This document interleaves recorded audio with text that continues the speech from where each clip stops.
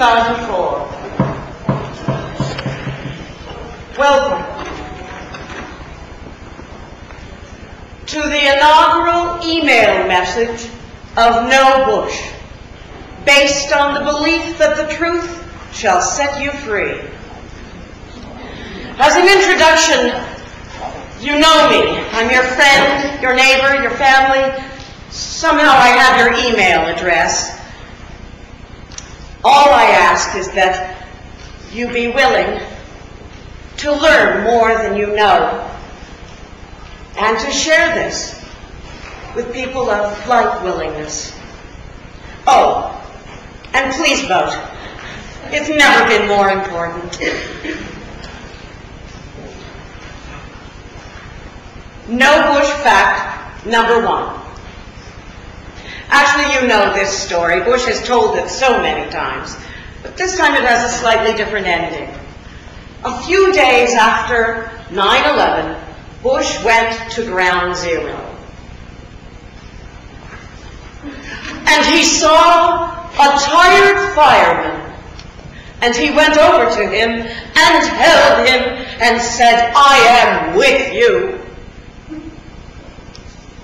The following year, he pocket vetoed $150 million in emergency first responder grants. That's how it started, the email messages. I had my own little personal account of addresses, and I switched them over to a new email address, nobush@msn.com, and then I had to come up with a name. I wasn't going to give them my own. I didn't want to hear from the FBI. No. OnePerson for the first name, last name, Making a Difference, all mushed up together. So, out of that original 120 names I started with, at last count, I'm sending out to about 4,800. No Bush fact number 2. John O'Neill was our former FBI deputy director. He had been in charge of investigating terrorism. Previously, he had investigated the World Trade Center bombings in 1993 and attacks on the American troop barracks in Saudi Arabia, the embassies in Africa, and the USS Cole, all under the authority of Clinton. Then Bush came in. During the summer of 2001, he told French reporters, "The main obstacles to investigate Islamic terrorism were U.S. oil corporate interests and the role played by Saudi Arabia in it. All the answers, everything needed to know to dismantle Osama bin Laden's organization can be found in Saudi Arabia." In late August, John O'Neill quit the FBI out of frustration and his disgust with the Bush administration's refusal to investigate any ties between the Saudi Arabians and Al-Qaeda. He got a new job. He became head of security at the World Trade Center, where he died on September 11th. These first messages were really short and to the point. I mean, did you know that one? I didn't, at least not back in January when I started.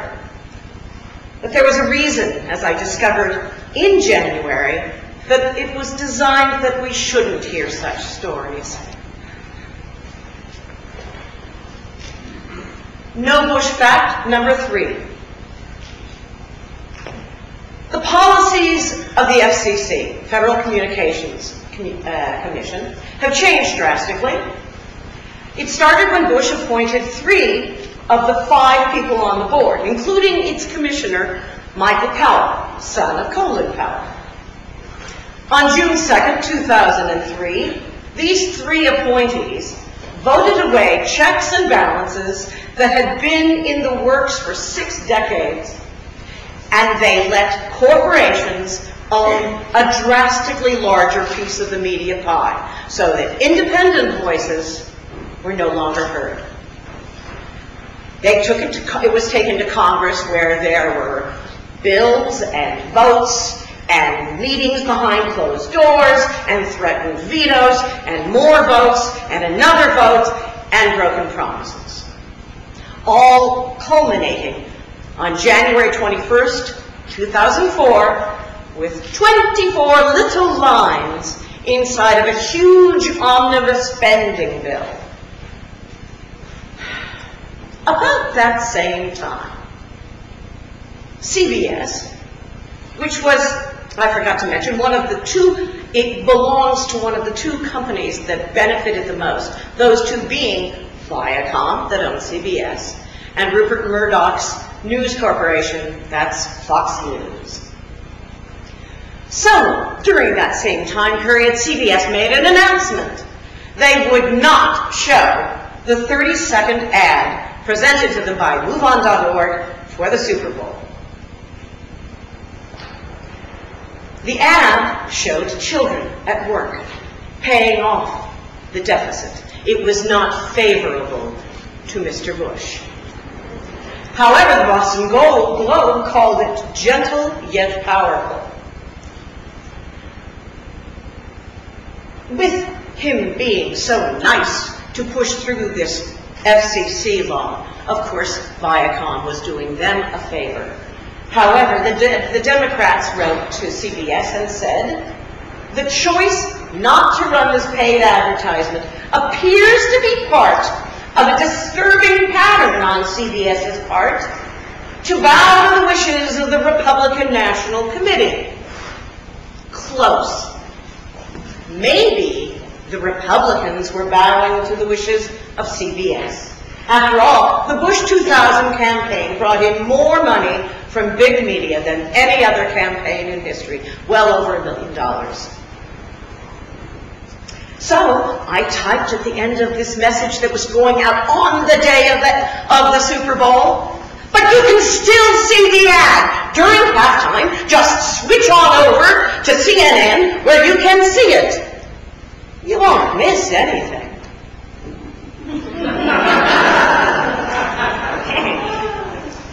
Now it's fitting that this fact about the FCC came at the beginning, not of what I have concocted here, but of this entire thing I set out to do.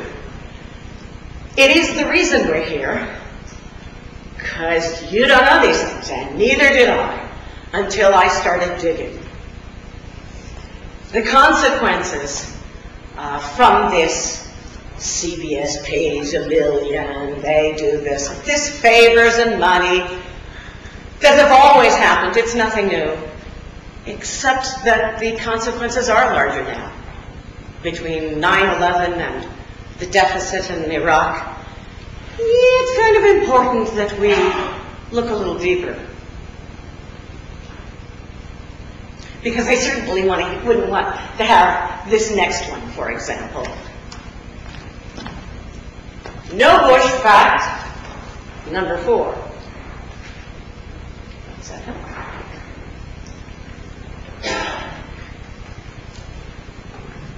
January 15th, 2004, Thursday, Dr. Martin Luther King's birthday.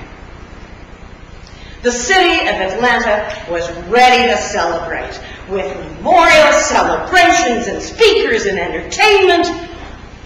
Too bad it has to stop. What? Well, George Bush has decided to come on down. Bush is coming. Bush is coming. Wait a minute. Where was he all the years we invited him?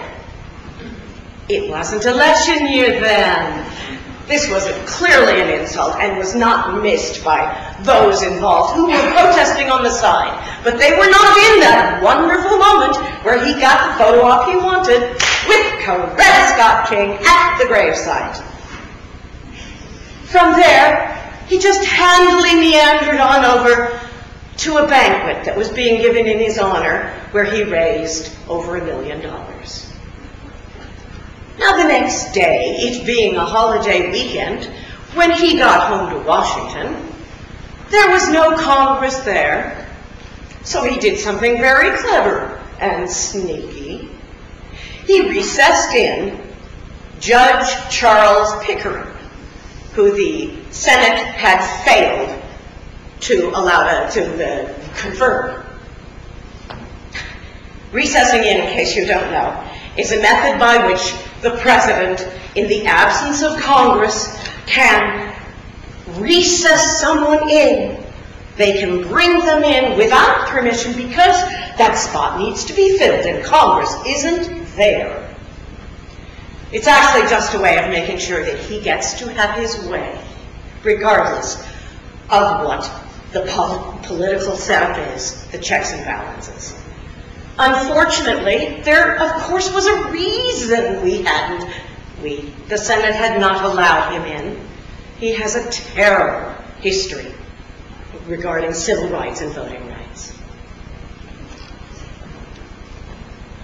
Happy birthday, Dr. King. I got a response. Stop sending me these messages. Okay, so well, who am I to tell this stuff? I'm just a working mom. I don't have a 4-year degree. Sometimes I'm an actress. But I did just start to want to pay attention.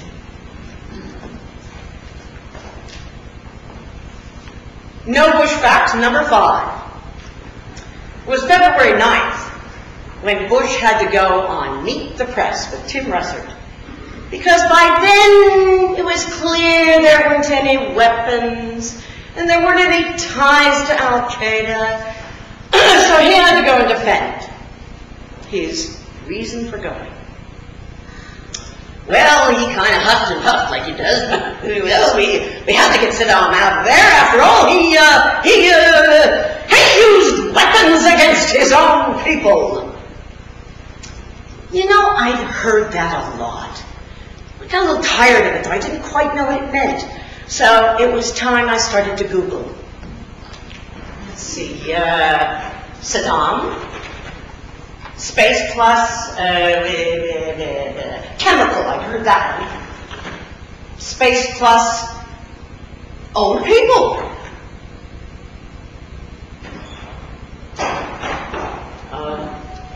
There's a reason he doesn't want us to know the rest of the story. First off, yes, he did use chemical weapons against his own people. Well, sort of his own people, the ones that somebody decided were in his neck of the woods. Not that they were in any way really related.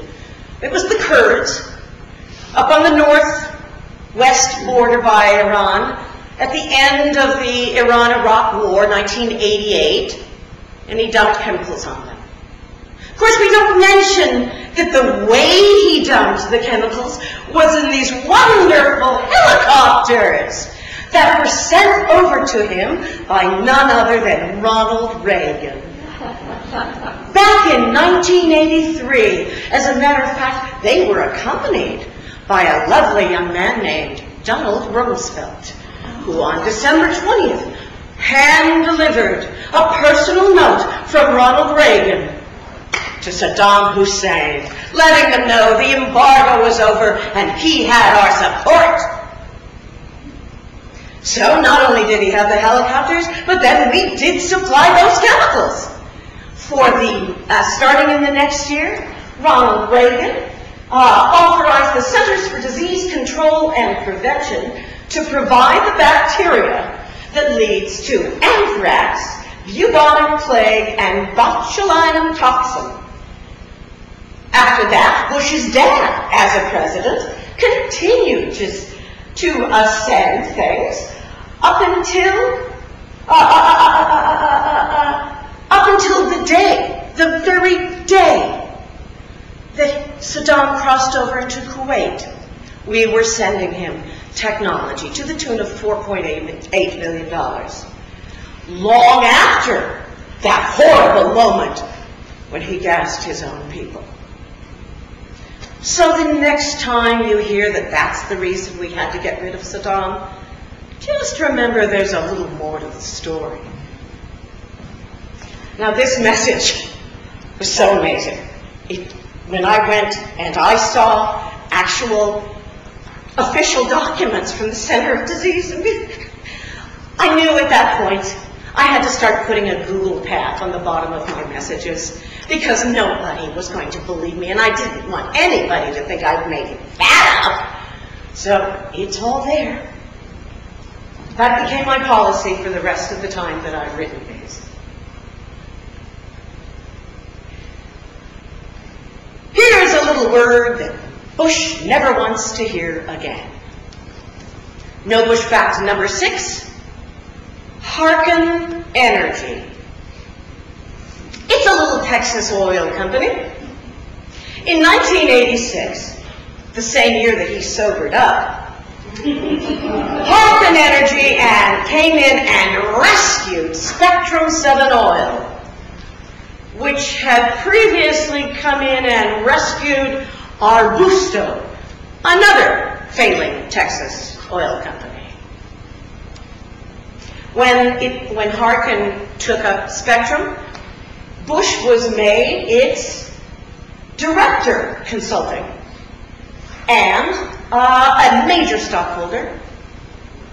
According to Harken's founder, Phil Hendricks, his name was George Bush. That was worth the money. Well, I guess so.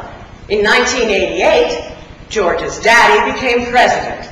And in 1989, this little Texas oil company, with absolutely no international drilling experience, got a 35-year contract to explore, exploration contract in the Emirate of Bahrain.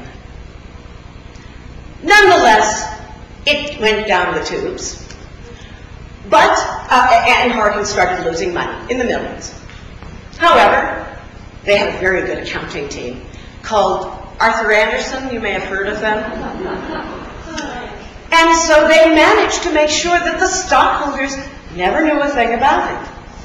You see, they had one subsidiary over here, offshore, mind you, no taxes, that managed to sell something to another subsidiary over here, and it had a profit, and this one had a loan, and finally the SEC saw what was going on, and they called the sale of whatever that had been bogus, and they insisted that a new profit-loss statement be sent out. Before that profit and loss statement went, Bush dumped $850,000 worth of stock, which he then promptly took over and used to buy the Texas Rangers. Later, he was able to sell that chunk for a $16 million profit due to the wonderful, wonderful contract that his good friend James Doty, his lawyer, put bonuses in that contract. But meanwhile, over at Harken, when someone makes a sale like that, they have a very short time frame in which they're supposed to report that, a large sale like that. But he didn't. And apparently he had done this before. This time, he waited a month or 2 or 6 or 8 months later, the papers were filed. Sorry. By then, the SEC knew they had to investigate this one. However, by then, his daddy had set up the SEC to favor his son. Why, looky here. This is the general counsel, and this is the man who's going to initiate the investigation, and it's none other than James Doty, that wonderful little contract writer. And at the top of the SEC, the chairman, is none other than Richard Breeden, Daddy's personal lawyer and economic advisor. The case was closed. However, for years, Bush kept explaining away that he was totally vindicated. He said it in 2000 when he was running for, in 94? Yes, 94, when he was running for governor of Texas. And then his poor Ari Fleischer, his press secretary, had to repeat the story in 2002 when it came up again. But the truth is, when he got the letter that said that the case was closed, it also happened to say that the end of the probe, quote, must in no way be construed as indicating that the party has been exonerated, end quote. Okay, is anybody thinking about Martha Stewart? Lying to this federal government? As Molly Ivins said, George W. Bush should declare himself a conscientious objector in his own war on corporate crime.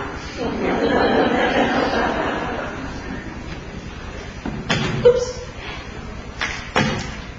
Another email. You can take me off your mailing list. I would vote for Mickey Mouse before I would vote for George Bush. I do not need to know all the garbage. Actually, I think you do. It makes for better conversation with those people that are not quite sure yet.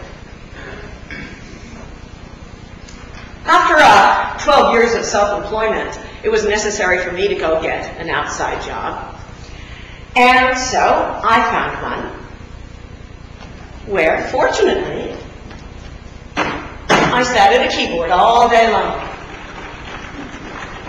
It was kind of tedious, but they let me use earphones. And I got to listen to the radio, National Public Radio. I got to hear whole interviews, complete stories. Oh, it was none of this. Okay, I heard it. I got it, and I took notes. And the best part was the authors. Oh, my goodness, those authors.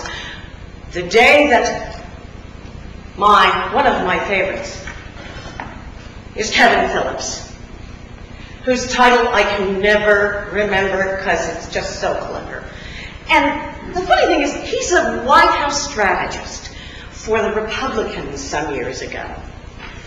But the title of his book is American Dynasty, Aristocracy, Fortune, and the Politics of Deceit in the House of Bush. That sounded so good. The very day that interview was on, I left work. I went straight to the bookstore. I opened the door. There it is. I could see it from the front. It was right up there with the bestsellers, right next to the Da Vinci Code. I went over. I grabbed it. I was going to dare to open those pages and know the truth. When a fellow came up to me and said, "That was on the radio today." I know. And it's a good one.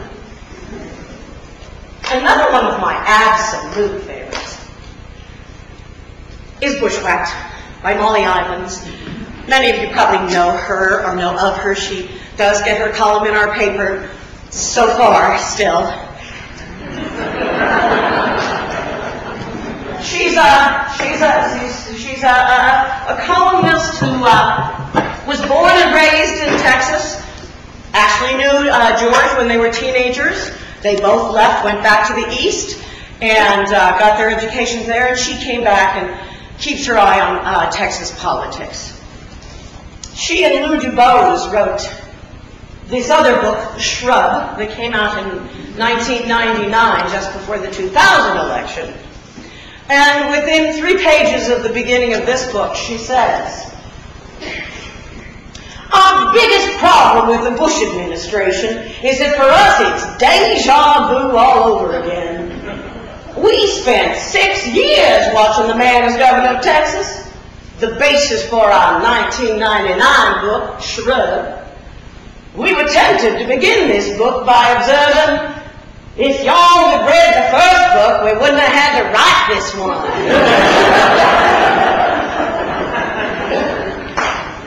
Oh, wish we'd all been back then. Oh, I got another message.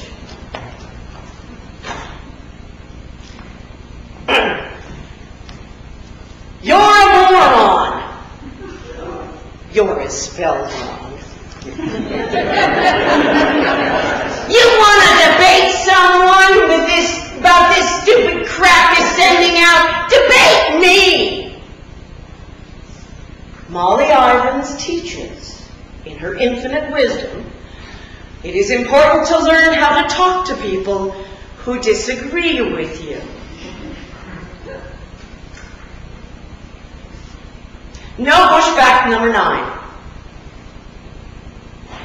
On Bush's very first day in office, January 21st, 2001, he banned U.S. federal funding for any international health clinic that mentions, not performs, just mentions the word abortion. He kept going.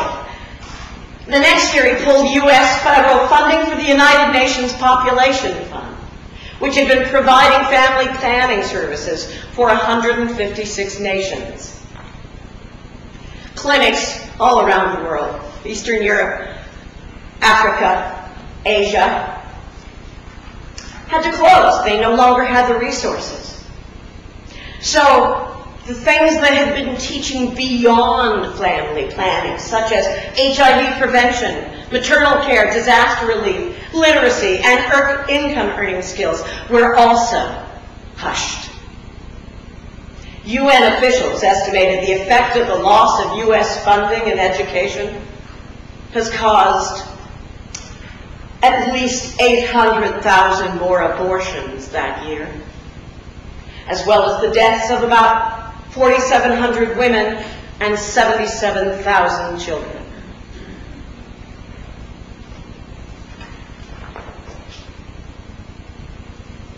No Bush fact number 11. When the World Trade Towers collapsed, they sent up into the air clouds of glass fibers, concrete dust, fiberglass, asbestos, mercury, PCBs, lead, benzene, fire, and smoke. Within days, Bush's new EPA director, Christine Todd Whitman, announced that air quality was not a cause for public concern, and that the air in lower Manhattan was safe to breathe. However, in August 2003, the Inspector General of the EPA revealed that the White House and the National Security Council had edited the EPA press release. They had reassuring information was added, while cautionary information was removed. We now know that 72% of the tens of thousands of rescue, cleanup, emergency workers that were present at Ground Zero suffer serious lung ailments, that 82% have ear, nose, and throat problems, and that hundreds and hundreds of firefighters are on disability permanently. You know, it's stories like this, where Americans were betrayed, all for the sake of pleasing corporations, that I decided that I had to tell on him. One friend of mine said, "It's the closest thing to a calling I've ever seen." Speaking of callings, we have no Bush fact number 12. Faith-based initiatives. You know, it sounds good. Faith-based. Comes from the heart. But an office, a White House office of faith-based initiatives? It's grown so much now. There's faith-based initiative offices in 10 different federal agencies. Last year, faith-based social services received $568 million in grants from Health and Human Services to do healing work. Whatever happened to the separation between church and state? Oh, that's right, there is one. The state can't look into churches. I knew there was one. So, these social services, are not required to have professional standards or even criminal background checks. Now, he knows about this. Bush does from when he was governor of Texas, where he pushed through the legislature there the Texas Religious Freedom Restoration Act, which required the state to use the least restrictive means of enforcing regulations. So let's look at how it went. Well, there was the Lester Rudolph Homes for Wayward Boys, Girls, and Women. Apparently there's no wayward men in Texas. Now, Lester loved to combine politics and religion. He would barnstorm, literally in a Cessna, around Texas, preaching and talking for Karl Rove gubernatorial candidate, Mr. Brother Bill Clements. Now, this Lester was also a very, let's see, what's the word we say? He is a very reckless pilot. No matter the weather, you see, he knows, he has faith that an unseen hand will guide him home safely. And so it did. Only the last time it was guiding him home to that home.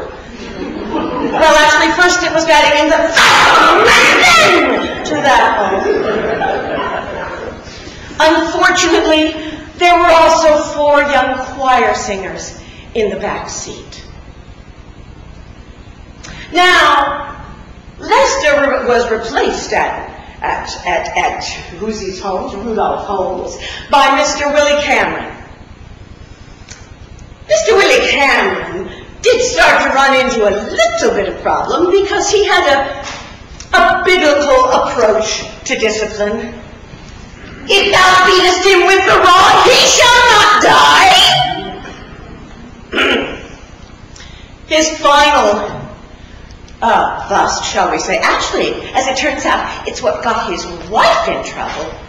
She got caught with a young girl in her charge, all duct taped up, kicked in the ribs, put in a small room, locked in there for 32 hours of solitary confinement, during which she was forced to listen to 32 hours of Lester Rudolph Holmes taped sermons. That was in 2000.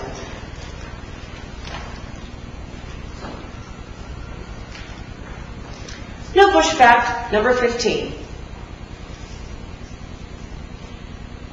On the night before we invaded Iraq, as Bush announced it to us, he said, "There's no certainty in war except the certainty of sacrifice. For some, not for him, clearly." In 1997, at the Texas National Guard headquarters, there was a lieutenant colonel who worked in the head office just below the general, and he was going, his name was Bill Burkett, and he was going over to the door to say something to the general, and the door was open a tinge, and he heard someone on the speakerphone talking to him. None other than the well-known voice of Joe Albaugh, who was the then Governor Bush's chief of staff. He was telling General James that Karen Hughes was going to be writing an official biography in preparation for further offices, and they wanted to make sure that there would be nothing embarrassing in his National Guard files. A few days later, the lieutenant colonel was taken by someone who he had confided in to a building that was remote on the base, back to a remote room in the building where there was a table and one officer and a file, going through the files and undoing them, taking out certain pages and dropping them into a trash can, fastening it, closing it. Naturally, the lieutenant colonel couldn't help but look. And he saw pages that had at the top of them Bush, comma, George, First Lieutenant. In 2001, when Bush became, well, whatever it was, in 2001, Bush appointed, he seemed to reward these two people who had been on the phone quite well when he appointed Joe Albaugh to be the head of FEMA, and the general became the head of the entire Air National Guard. Now I know that we get tired of hearing about the National Guard. The memos, maybe they were real, but it doesn't really matter. We do know he wasn't there when he was supposed to be. And it's a tremendous hypocrisy that he thinks that he can send our children to their deaths. But I have a really good idea. I think it's time we gave him another chance. We'll forgive him. He just needs to do his year of service right now.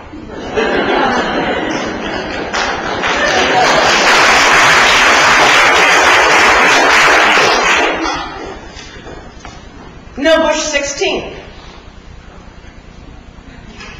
Bush issued a directive on that same night, just before we went into Iraq. Quote, "There will be no arrival ceremonies for or media coverage of deceased military personnel." In Vietnam, they were called body bags. In 1991, they were human remains pouches. Now, under Bush, they're using the term transfer tubes.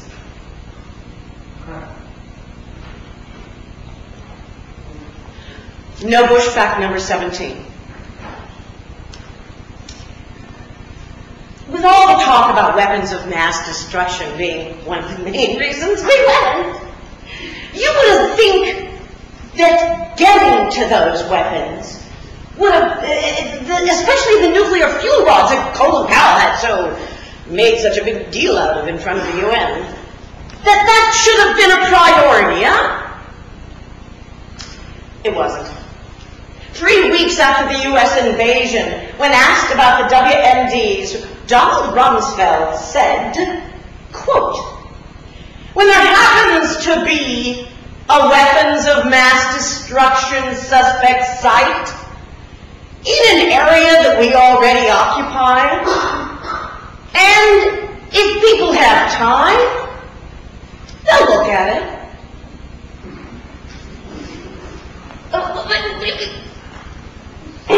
Even a month in, the International Atomic Energy Commission Agency, IAEA, realized that the U.S. forces had done nothing to secure Iraq's major nuclear sites.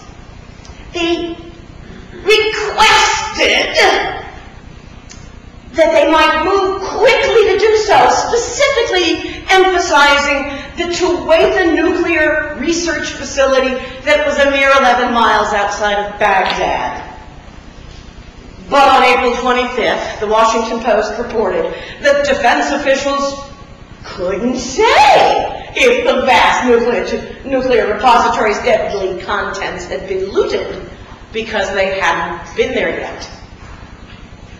It wasn't until June, 2 months later, that the U.S. and the IAEA secured to Weitha. And when they got there, it was too late. It had been looted. Containers were dumped. Radioactive material was missing, as well as files and other important items. The community had been getting sick, as things had literally just been dumped into the waters, into the land.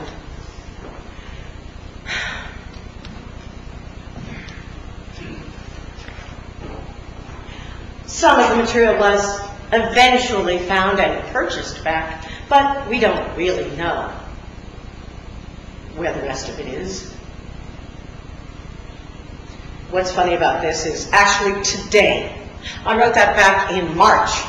I got that from a book, one book, Lies of George W. Bush by David Korn from The Nation. So a book which meant it had to be written quite a while ago, and it was one of the first books.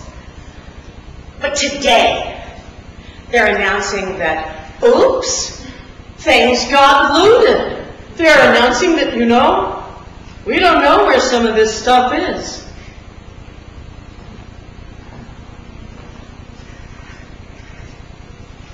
No Bush fact number 19.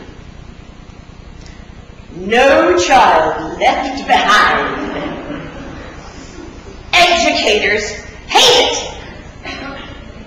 Not because they're lazy or bad teachers, no, because it's a waste of time teaching to a test that's impossible for everyone to succeed at because they want the disabled kids to also pass it at the same level. And there's no funding, but there's huge consequences for the teachers. So why are we doing this? Well, my friend Molly Ivins, I think of her that way, she says, follow the money. Money? Now wait, where's the money in this? Oh. The tests. Somebody publishes them. McGraw-Hill, which also publishes the worksheets, the lesson plans, the textbooks, the evaluation sheets, the reporting, tracking, intervention programs, even the website that shows you how the schools have done. It just so happens that good old Grandpa Prescott Bush and good old James McGraw were best friends back in the 30s, used to vacation together and invest together. And ever since then, the two families have interwoven their fantastic career successes and financial gains. Why, just in recent years, Harold McGraw Jr. handled grants for Barbara Bush's Literacy Foundation. And Barbara's husband, George I, gave McGraw Jr. the highest literacy award. McGraw-Hill in Houston gave the highest educator award to Rod Page, and then Rod Page became Bush II's Secretary of Education, and he showed up as a keynote speaker for McGraw-Hill. McGraw III was on Bush II's transition team. Laura Bush's chief of staff was media relations for McGraw-Hill. And last but boy not least is John Negroponte. Some of you may remember his name from the 80s, Iran-Contra affair. He was the ambassador to Honduras, where he was keeping the Contra safe and bringing in tons of money based on lies about the human rights violations that were going on. In the 90s, in between the Bushes, he worked at McGraw-Hill as the executive vice president for global marketing. But now with Bush back in the White House, he is, first, he was our UN ambassador. And now he's got his own ambassadorship in Iraq. And at March, when we went in, March 2003, when we went into Iraq, McGraw-Hill gave their support by publishing a book called Team Bush, Leadership Lessons from the Bush White House. Of course, there was another book they were involved with. Remember that one Bush just couldn't put down on September 11th? My pet goat? McGraw-Hill.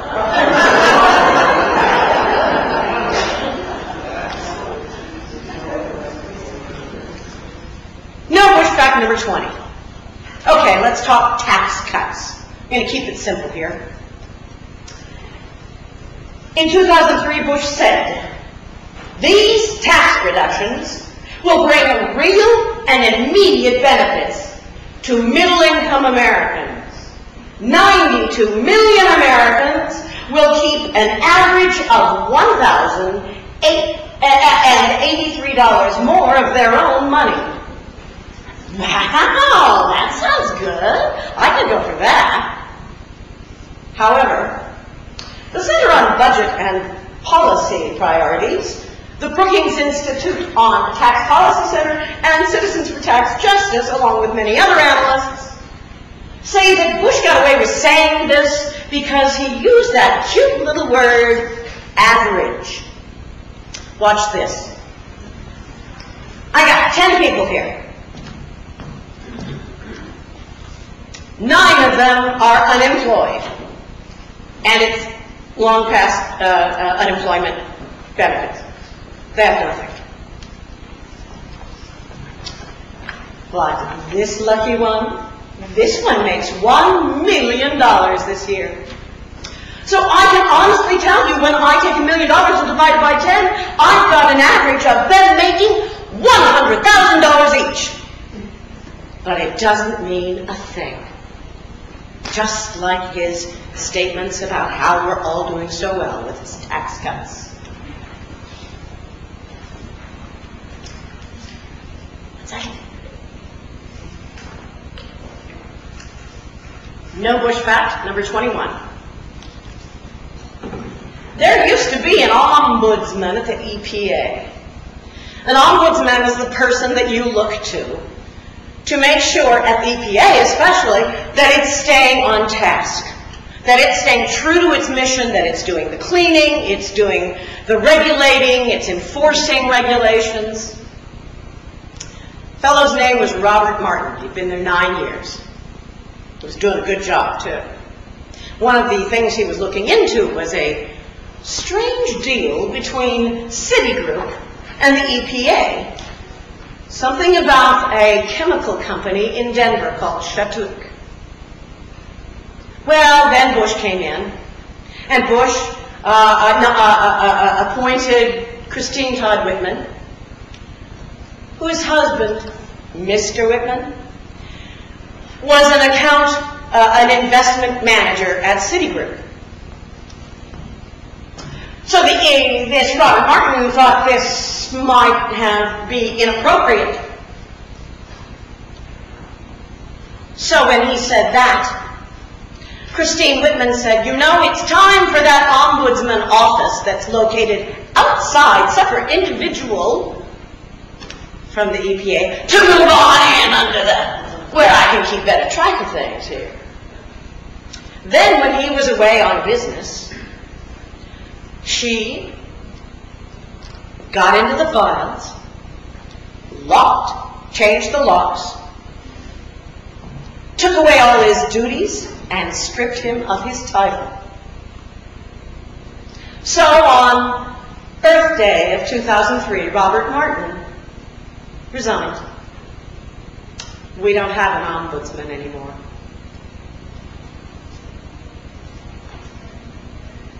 No Bush fact number 22. The corporations don't have to lobby the government anymore. They are the government. That's Jim Hightower.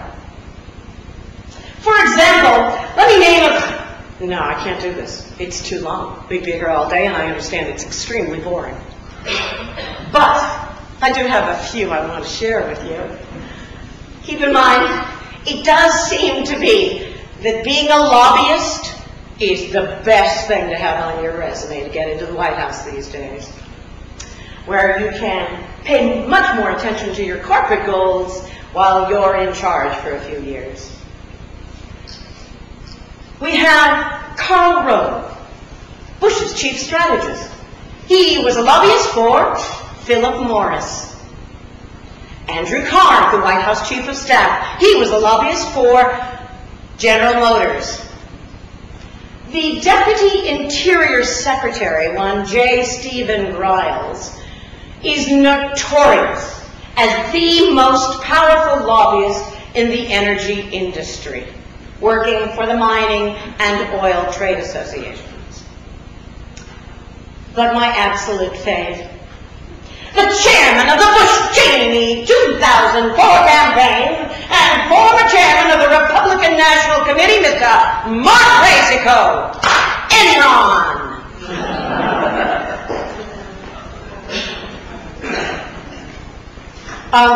Now about the subtitle of this show, Launching Facts That Shock and Awe. I thought it was cute. It kind of worked for how I felt being in a Republican stronghold and knowing this stuff and knowing my vote may not count, so I had to start getting information out. But I did think, maybe I ought to go look back up. Well, what was that shock and awe thing? I remember hearing about it. Haven't heard for a long time. It was something about our original battle plan. Well, you can actually, on the internet, go right to the documents. According to one of the two authors, Mr. Harlan Ullman, in an introduction written in January 2003, quote, "We want them to quit. We want them not to fight.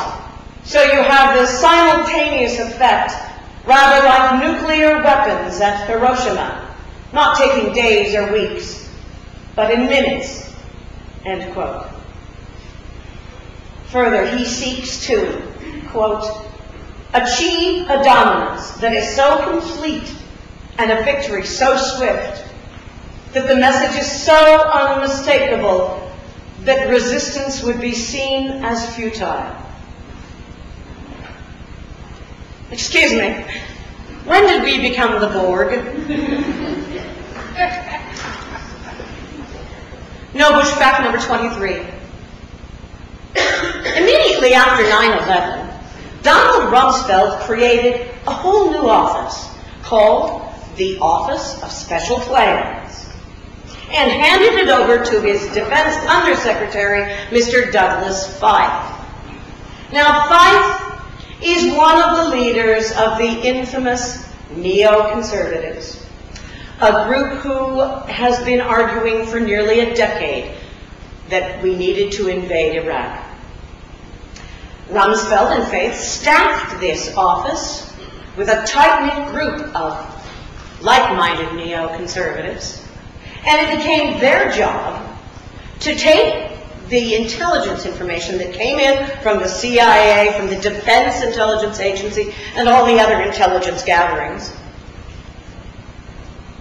and especially look at the intelligence that had been rejected as useless, and to gather that up and arrange it in such a manner as to make their cause look particularly good.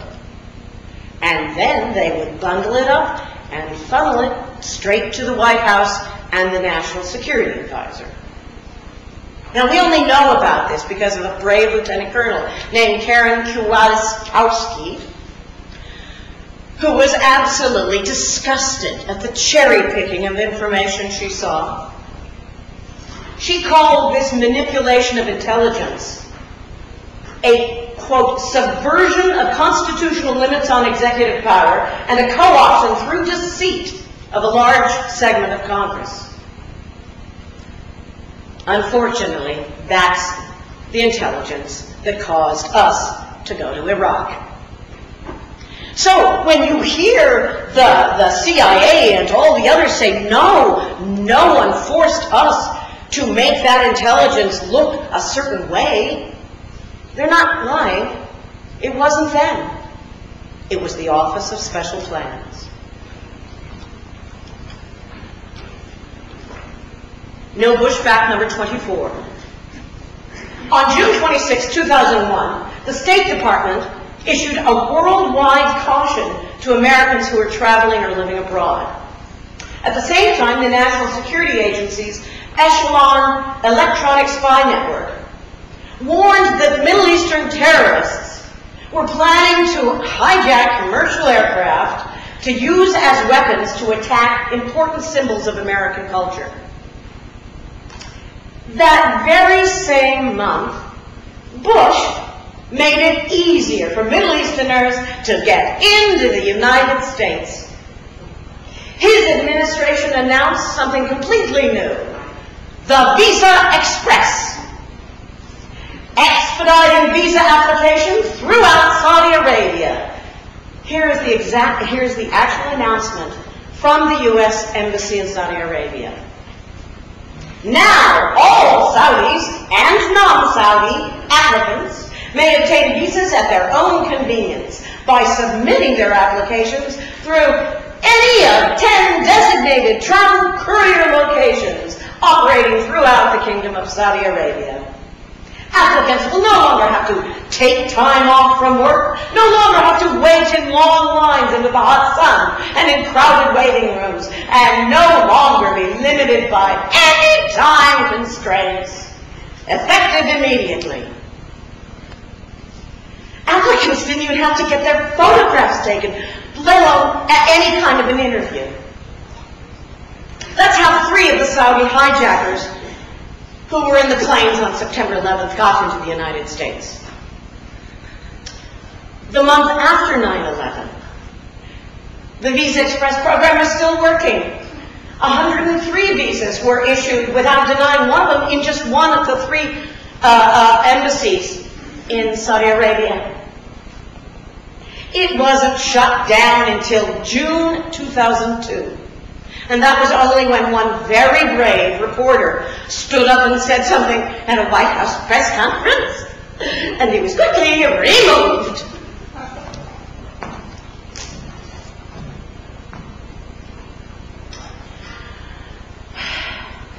It does seem, you know, that Bush's desire to cater to the Saudis has made him a little bit careless with our own safety. Wasn't he supposed to be, didn't he have he called it a charge to keep? Whose charge? On that note, we all need a break. I'll see you in 10 minutes. And the second act is really good. It's got some good stuff. Please come back.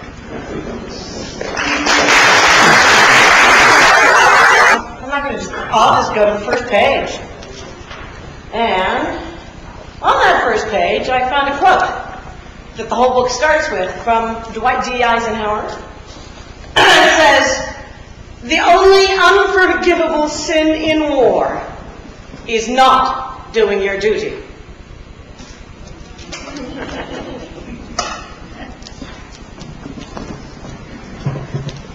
Put that one there.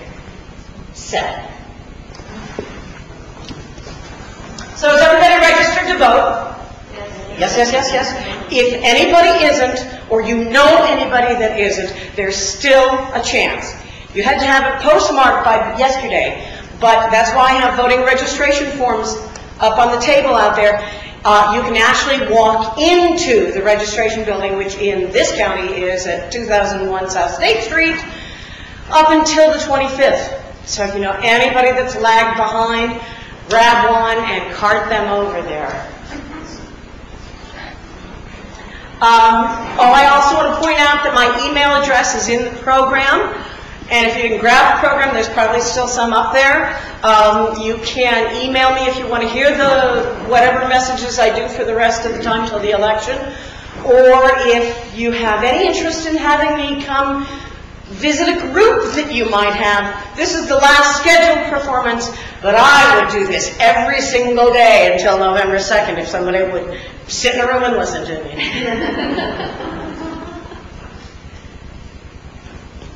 This second act is especially devoted to the security moms. I understand we all want our families to be safe. I just think that it's really important to know Bush, especially if you're interested in security. No Bush fact number 25.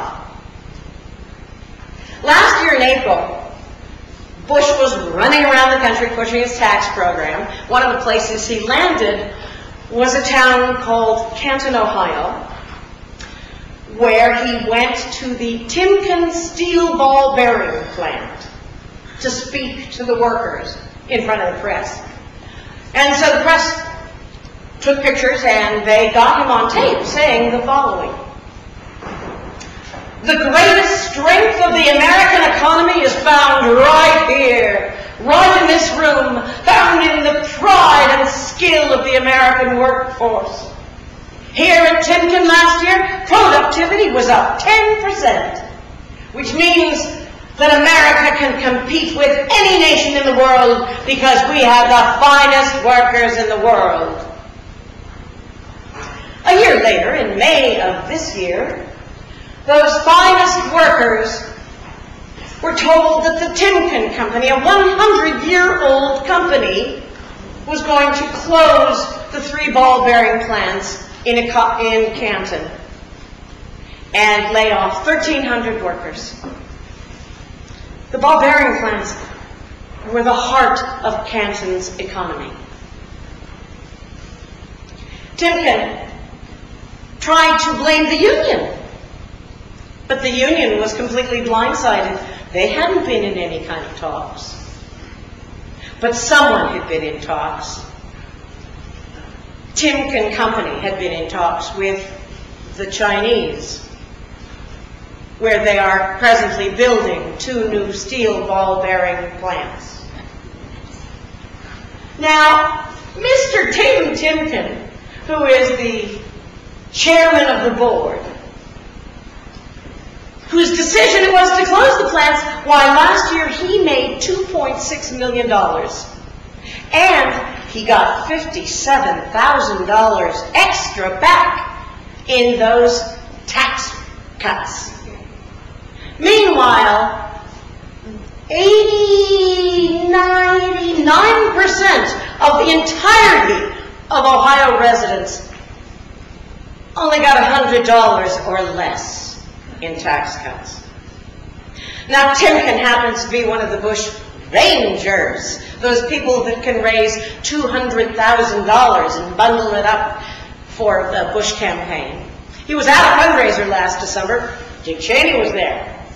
And he had the chutzpah to denounce a liberal philanthropist who was giving a large amount of money to MoveOn.org for their voter education fund. He called it trying to buy democracy.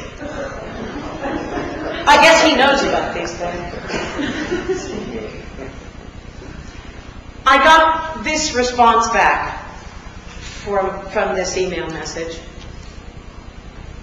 In the late 1950s and early 1960s, I worked for Henderson, Rim and Wheel in Salt Lake City, Utah. Timken bearings were among the finest quality products our customers in the trucking and shipping industry had come to rely on. The quality was unmistakable, and to hold and view a Timken bearing, they seemed indestructible. How sad that something so traditionally American will now have stamped on its side, "Made in China," while the Americans who built careers around manufacturing them go to the unemployment lines. Shame on you, George W. Bush, for standing by and not discouraging the outsourcing of these old-line American jobs. The heart of Ohio, in the heartland of America, has blindly and selfishly lost its life-sustaining beat. What other great American treasure will go next? Sincerely. So, U.S. jobs aren't safer. No Bush fact number 26. spring when George was going to give a series of Monday night televised talks. He only actually ever did one, but during that one, he made a point of thanking former Secretary of State James Baker. Huh? Wait, what's that about? I said to my husband, Ray, what the hell was that? And I went to Google.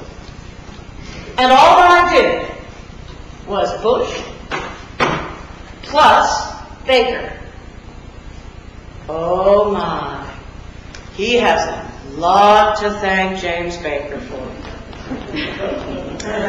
You see, James Baker has a law firm down in Texas called Baker and Botts. Remember James Doty, the Texas Ranger Contract SEC General Counsel? He was from Baker and Botts. Thank you, James Baker. Why, as a matter of fact, Richard Breeden, the SEC chairman, he was from Baker and Botts. Thank you, James Baker. Why, even in Florida, the legal team that came down and pushed through the Supreme Court, they were from Baker and Botts. Thank you, James Baker. But there's more. Yes, he was the former Secretary of State under Bush the First. And under those two, the Cold War came to an end.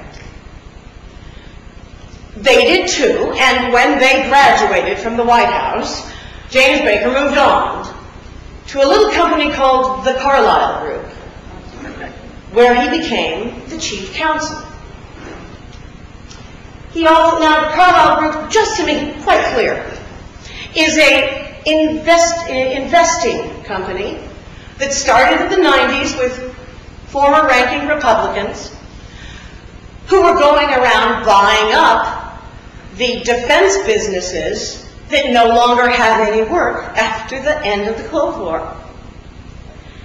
So in 1992, when Baker went over there, they decided they needed Bush the First. And they hired him as a very, very, very expensive guest speaker. And all he really had to do was be himself, the former president, and schmooze with all the wealthy people from all over the world, particularly the Middle East, who arrived to have contact with him. And then, when Bush II got into the White House, why, it made that little White House Bush, Daddy Bush, Carlyle Company connection even more valuable. Now, if Daddy Bush is taking those fees that he gets, and if he just happens to be reinvesting them back into the company, and I do not have evidence that he does this, he'd be dumb not to, but if he did,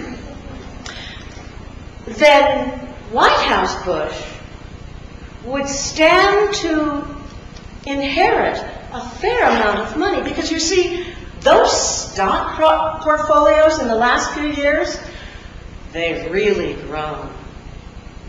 The sad truth is that the Carlyle Company makes money off of war, particularly in the Middle East, with all the subsidiary companies they have over there with defense contracts.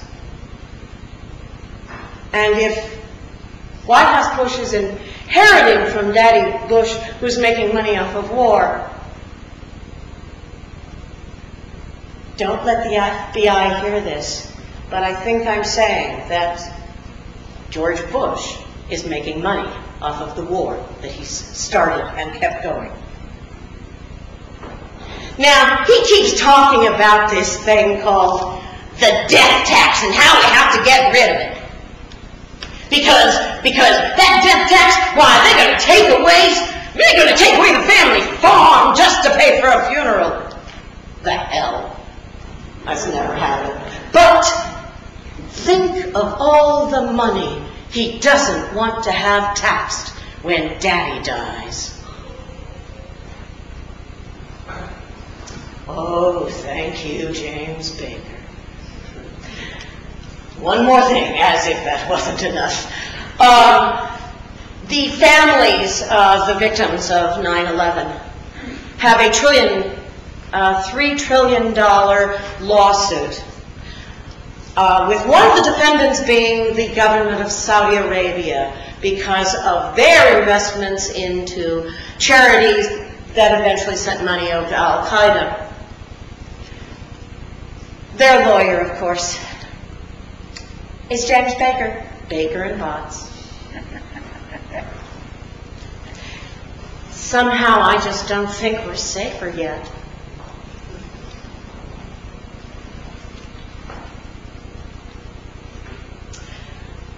No Bush fact number 27. This one's a lot simpler.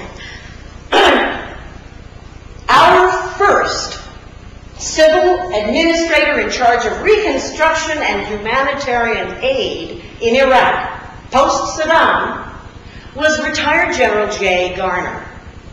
He arrived in Baghdad on April 21st, 2003, and said that his top priority was to restore basic services. He actually said, "Silly man, what better day in your life can you have than to be able to help other people, and that is what we intend to do." He believed that the military should actually be used as a merciful instrument in shaping future humanitarian operations. He met with delegates from across the entire Iraqi political spectrum, and together they planned to have a national conference in May, at which time they would elect the first post-Saddam Hussein Iraqi government. Within a day or two, Bush yanked him out of there. And he sent in J. Paul Bremer, who immediately announced there would be no such conference. He then proceeded to fire the entire Iraqi army, putting 400,000 men out of work. Apparently he hadn't heard that terrorists are basically unemployed, frustrated Middle Eastern men. Garner had felt you didn't want to end the day with more enemies than when you started. On the other hand, Bremer, who had spent about 30 years working for Henry Kissinger, announced to some businessmen, "We're going to be on the ground in Iraq as soldiers and citizens for years. We're going to be running a colony almost." So I guess Iraq isn't safer either.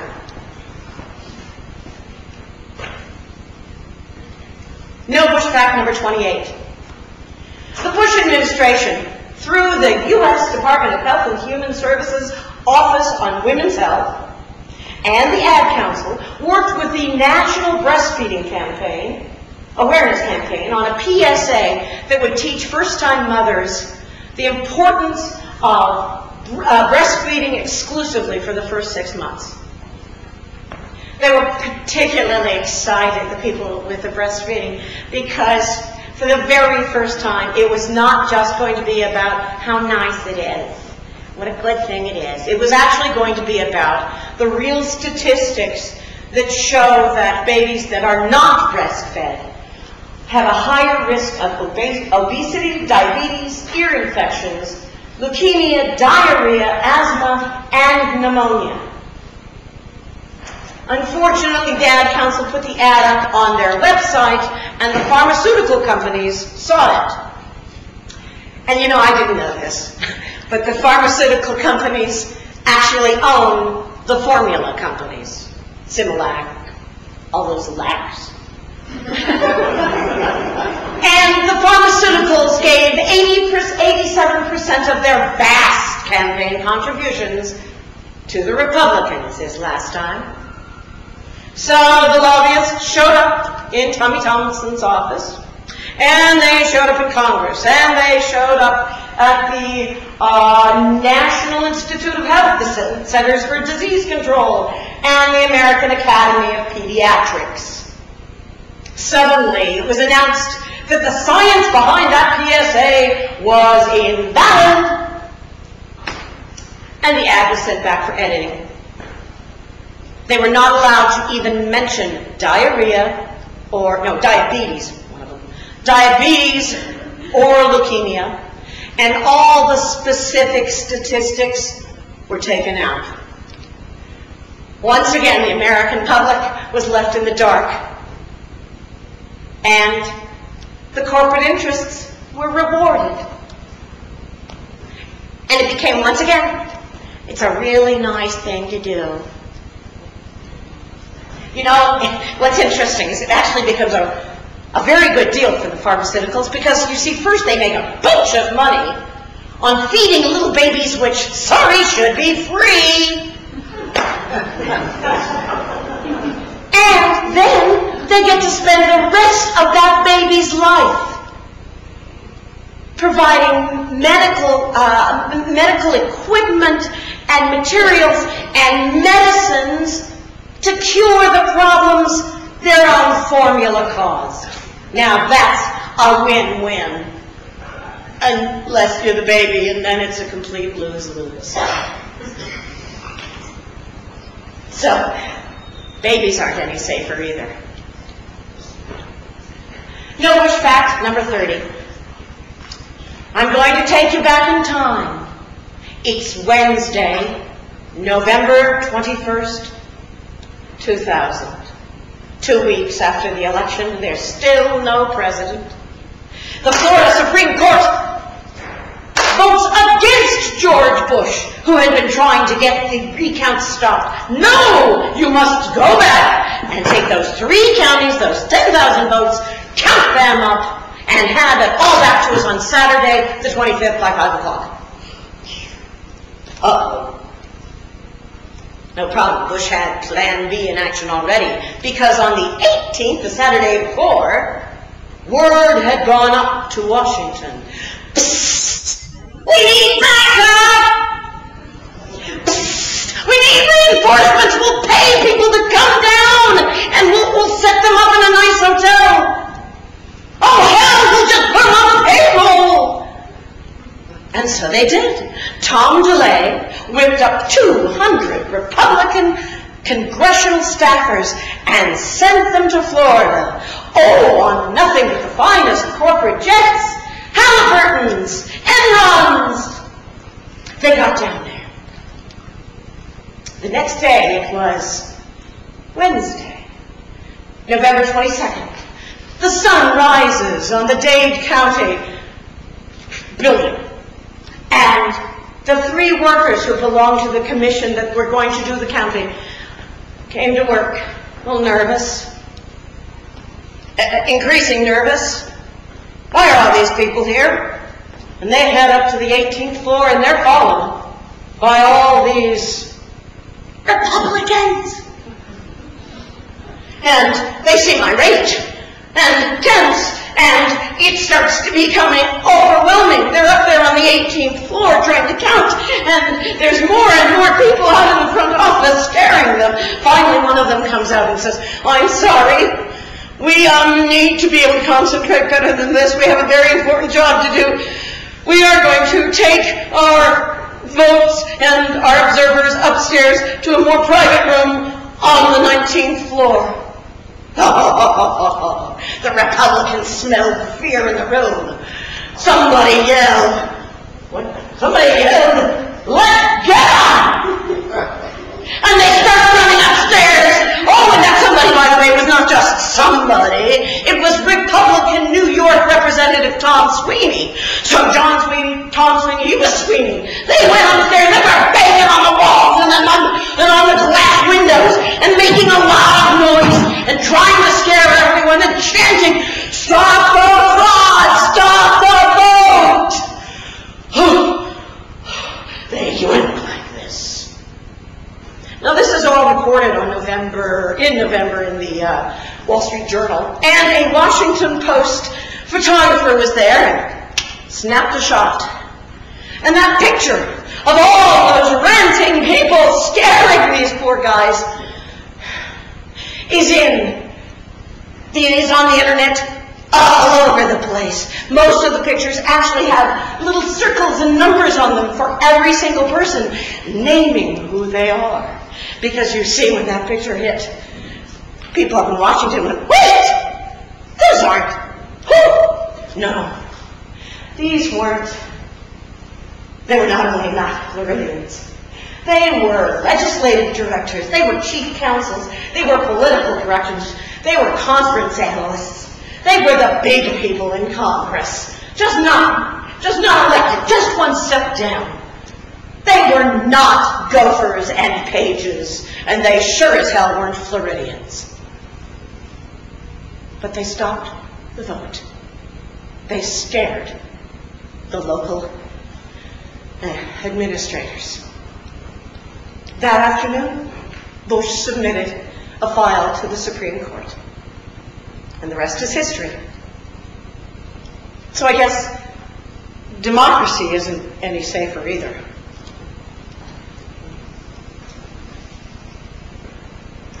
Ooh! One last thing. The following day was Thanksgiving. Of course there had to be a celebration, a great thank you banquet for all these wonderful people who had come down to save the day. They had wonderful food, and George Bush himself called them on the conference call. And they had live entertainment. None other than Wayne Newton. Dankeschön. Darling, Dankeschön.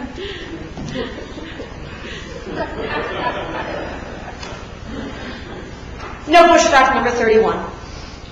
4 years later, the Republican convention. Monday night. It is my great honor and privilege to nominate George W. Bush, a strong and compassionate leader.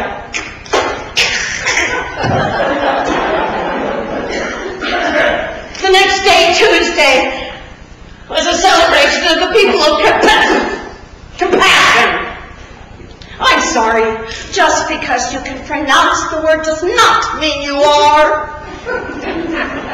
According to the Merriam-Webster dictionary, compassion is having or showing sympathetic consciousness of others' distress together with a desire to alleviate it. Forgetting words, let's look at some of George's actions. Repeated in several sources, including the New York Times, there are stories of when George was a young boy in Texas with his friends. He was kind of a leader then, too. There would be these great rains in Texas, and the frogs would come out. And George would lead the boys in picking up their BB guns and shooting them. Or, even more fun, grabbing yourself a big toad, stuffing firecrackers in its mouth, lighting them and tossing it in the air to watch it explode. Years later at Yale, George got into a little trouble there as president of his fraternity when he was busted for illegal, sadistic torture. Sound familiar? Of the pledgelings to the fraternity. He would take a wire hanger, carefully manipulate the top to look like a Greek letter, put that over a flame for a few minutes, and then lift up the shirt, and about right there he would brand the fellas. Leave it there a little bit until there was a second-degree burn. Now, this did get him his first interview with the New York Times, since his daddy was starting to become somebody. And in that interview, never ready to admit a mistake, he said, "It was no worse than a cigarette burn. There's no scarring mark, physically or mentally." Still later, when Bush was governor of Texas, The Guinness Book of Records reported that Texas held the title of the U.S. state with the most executions, with George W. Bush personally signing 152 of its total 244 death warrants. 40 of them in the year 2000, the year he became a compassionate conservative.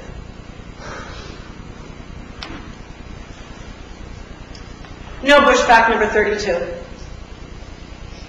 There are 15,000 chemical manufacturing facilities, oil tank farms, pesticide plants containing deadly chemicals with no standardized security measures. They're easy to hit, they're easy to break into, and they're very easy to poison large amounts of people. Now that would be, as Cheney likes to say, devastating. Right across from the Hudson, from Ground Zero itself is a chemical plant called Kuhn Chemical. And in 1999, they issued a then mandatory safety report saying that if one of their tanks were broken, that the leakage would have very serious health and life consequences for at least 14 miles, which, being where it is, means 12 million people. These plants have been called by the FBI WMD specialist the poor man's atomic bomb. In 2002, there was a journalist who decided to test this. He went to 60 different chemical plants. He was driving straight up to control rooms, walking through unguarded gates. He actually got up on a tank and was going like this. What does it take to get arrested?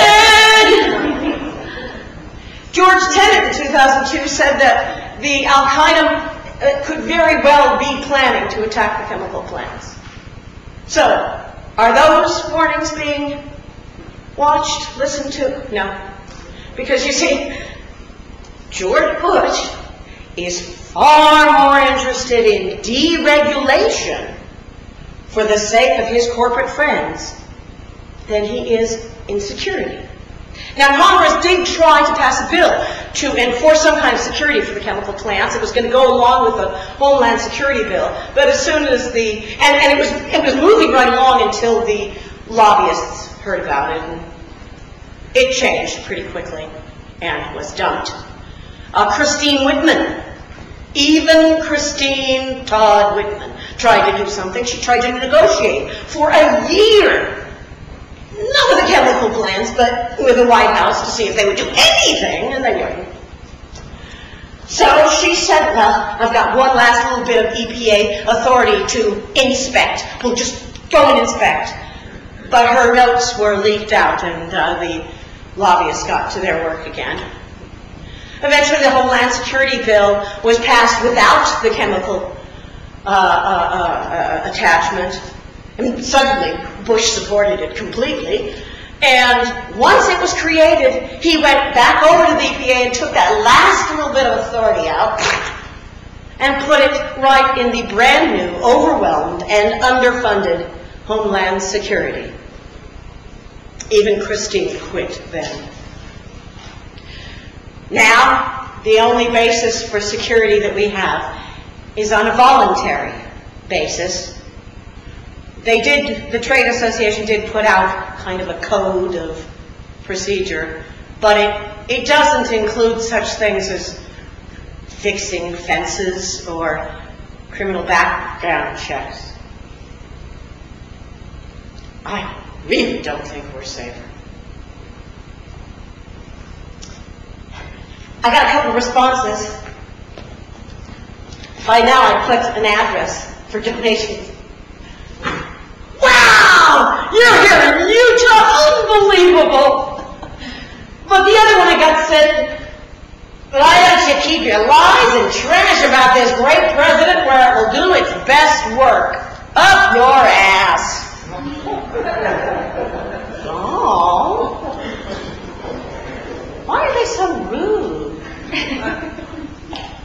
On NPR a couple of weeks ago, they asked listeners to think about what would be the book they most recommended before the election.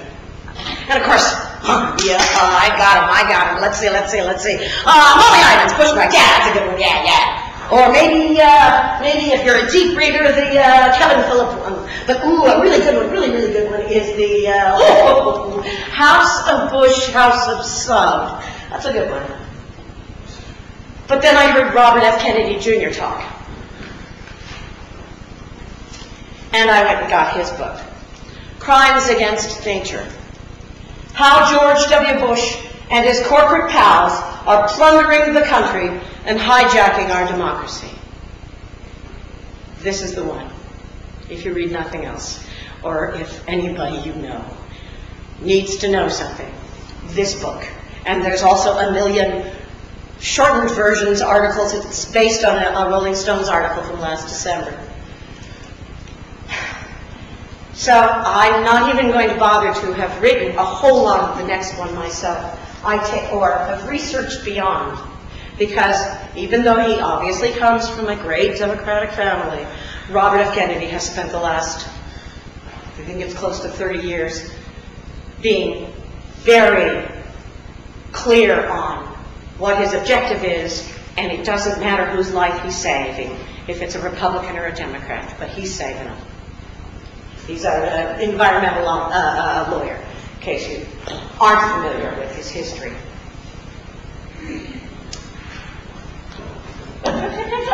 Here we go. No Bush fact number 33. Bobby Jr. wrote, George W. Bush will go down in history as America's worst environmental president. This much historical significance, and I didn't know a thing about it. But somebody knew. You know who knew? The energy industry. They knew. They bought the ticket. They planned it, they paid their money, and they got what they wanted. George W. Bush, as governor of Texas, Bush conferred with Alcoa, Exxon, Shell, Amoco, Enron, Dow Chemical, and their $1.5 million in contributions. And suddenly the state laws changed. Companies would now monitor their nasty pollution on a voluntary basis, as long as they reported their mistakes and promised to clean up. There would be no fines, no public disclosure, no government follow-up. And of course, these were businessmen, and their profits were based on ignoring their own waste. So, not much happened, except a lot more illness in Texas. Then there's Dick Cheney. You know, it turns out Cheney hasn't just been the Halliburton guy. Between White House gigs, he was also fundamental in developing wise use, which is the term they use for the way of perceiving the environment, our land, our planet, as something that you use wisely, which basically in his terms means you get what you can out of it and make sure your friends get rich. That's wise. And you do remember that there were those very protected energy meetings where they met with industry leaders. They're so protected that his best friend of 30 years, Judge Scalia, who wouldn't recuse himself, made sure in the Supreme Court nobody got to know about those meetings. What could he possibly be hiding? And what is all the fuss about? Our children. Asthma is now the most common childhood disease, with the death rates increasing steadily regardless of improvements in medical treatment. But rather than having me fumble all over this, I'm going to go straight to Bobby, senior attorney for the Natural Resources Defense Council and one of Time Magazine's Heroes for the Planet. This is from an interview that came out 3 days ago with Mother Jones magazine. Quote, asthma attacks are triggered primarily by ozone and particulates. And the major sources of these materials in our atmosphere are 1,100 coal-burning power plants that are burning coal illegally.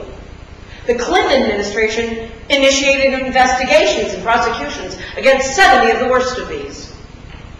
But this is an industry that donated $48 million to Bush in 2000 and $58 million since then. So one of the first things that Bush did when he came into the office was to order the Justice Department to drop the lawsuits.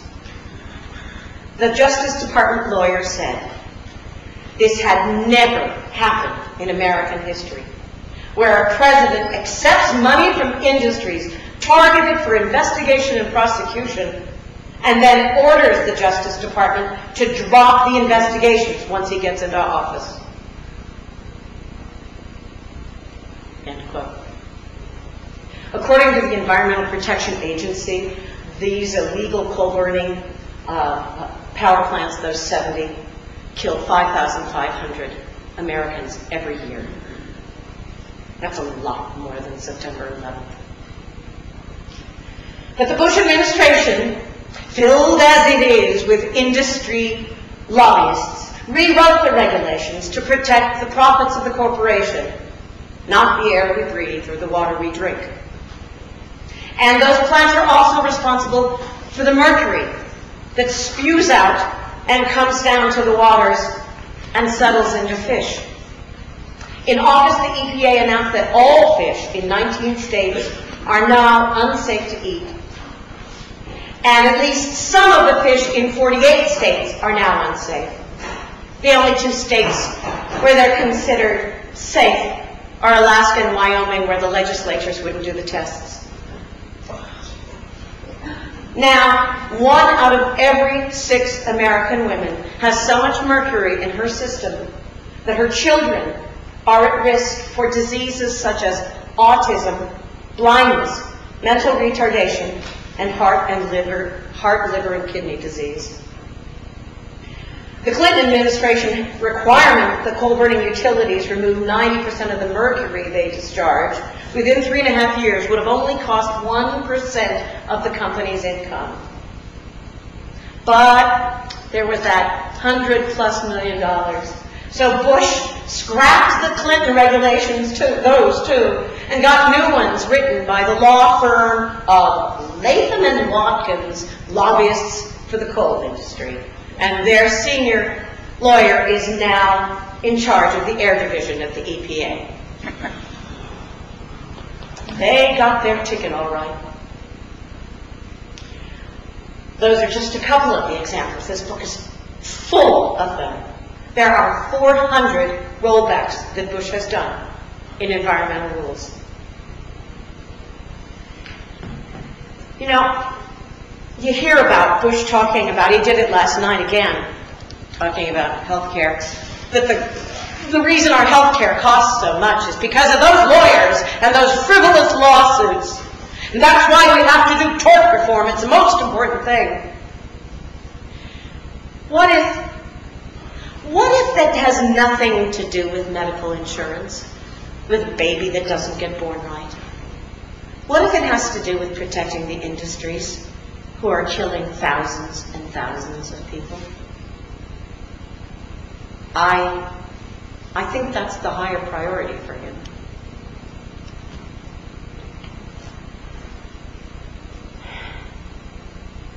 Bobby Kennedy says, while claiming to embrace its values, the Bush administration has stolen the soul of the Republican Party. The president and his cronies have taken the conserve out of the conservative.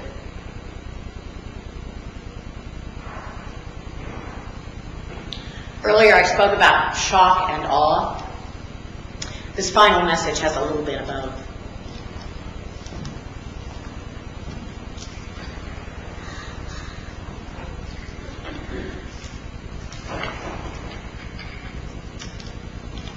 No Bush fact number 34. I can't get away from Bobby Kennedy. He said, What do you expect from a president who believes in creationism? You know, it's true.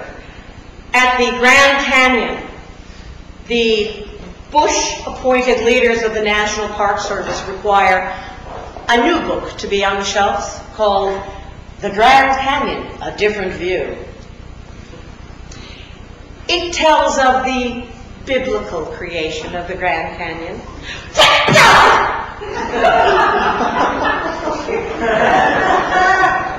Much to the chagrin of the National Park Service geologists. Now, I realize that talking about anybody's theology is a tricky thing to do. And most people do want their leaders to have a spiritual aspect. This country, as we know, is based on a desire for religious freedom, but its largest religious base, Christianity, manages to make some people feel good and others a little less so. It depends on how you relate to Christ. There seems to be two different ways.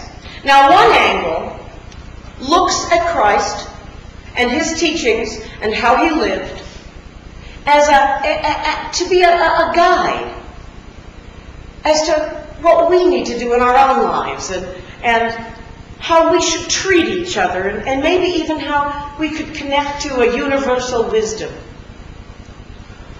The other way of looking at it is that Christ is a Lord that we need to let go into and be saved, and then he will be at our side with everything we do.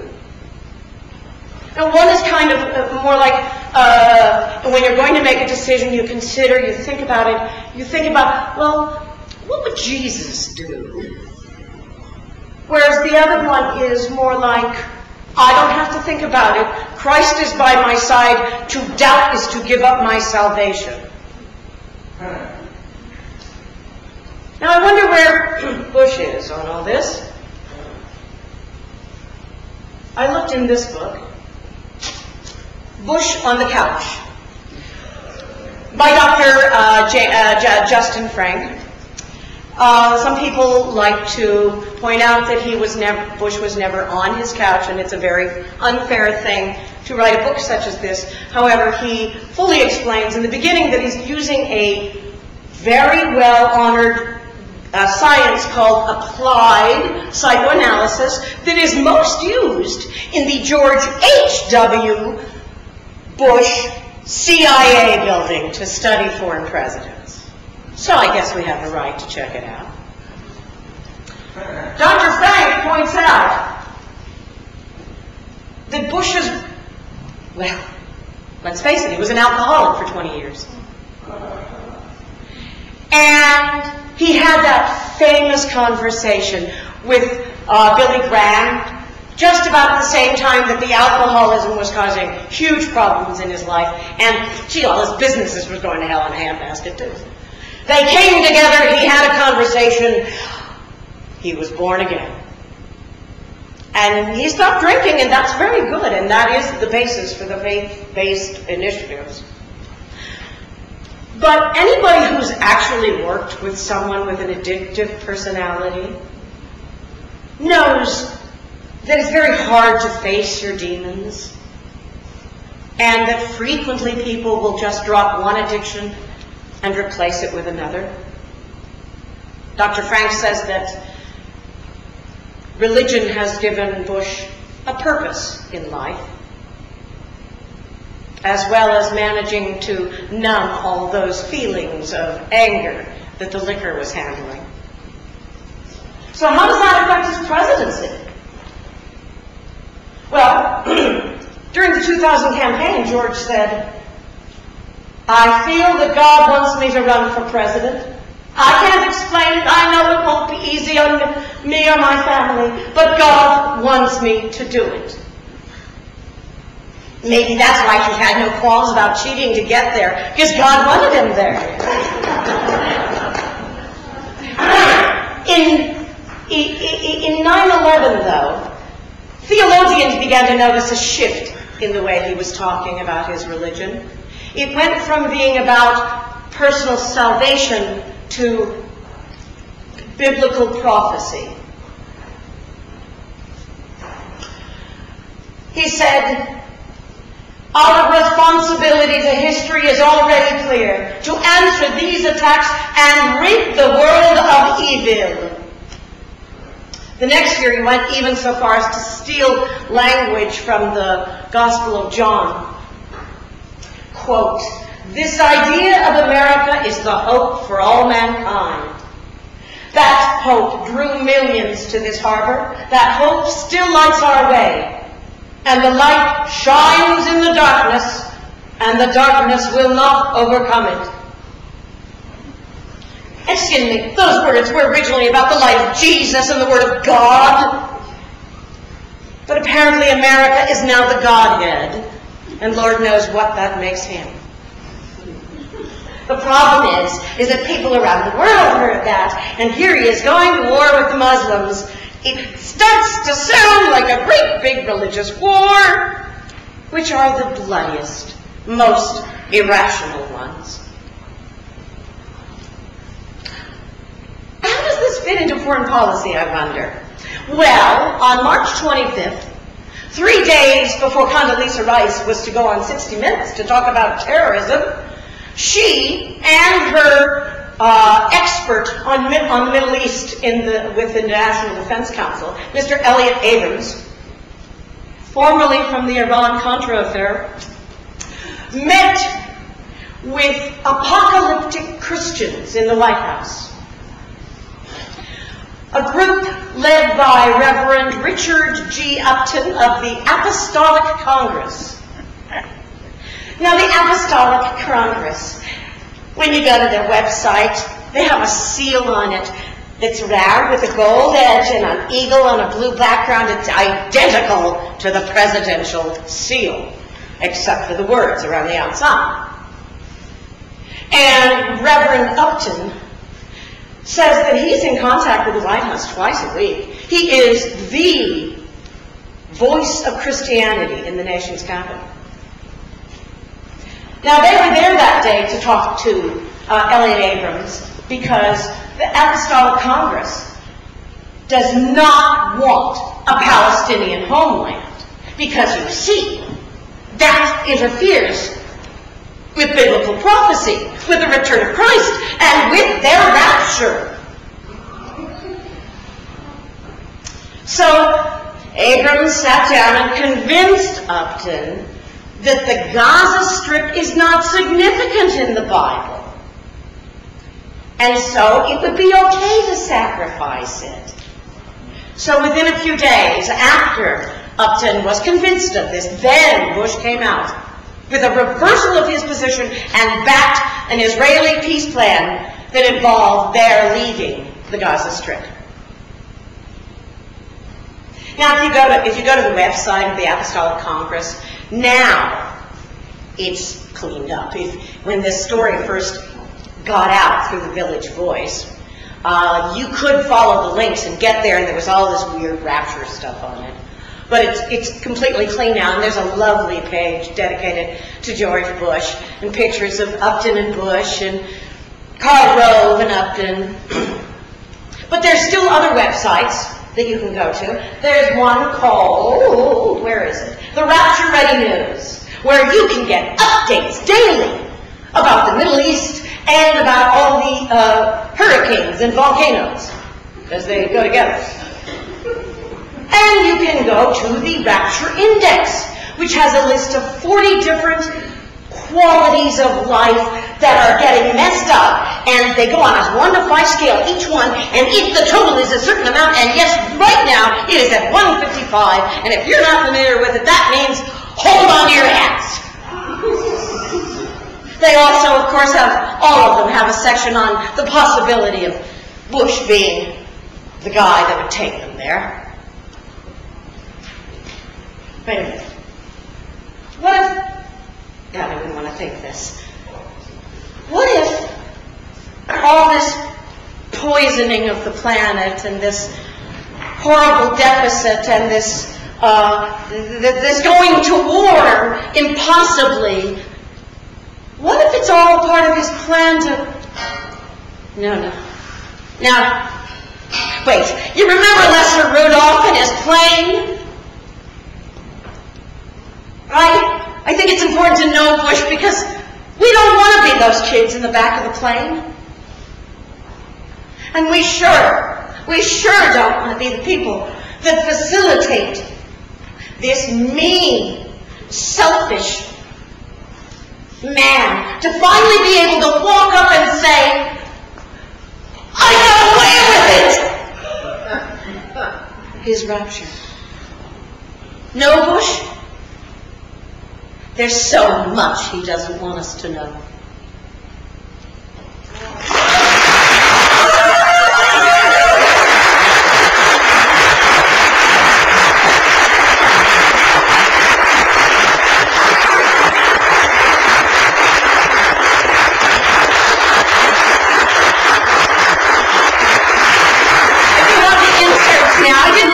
Ending and give you this ahead of time. This tells all of the messages. It's a little line about each one and a Google path. So you can go check out this stuff yourself. So if you'd like one, please feel free to take one. I'll put them over here.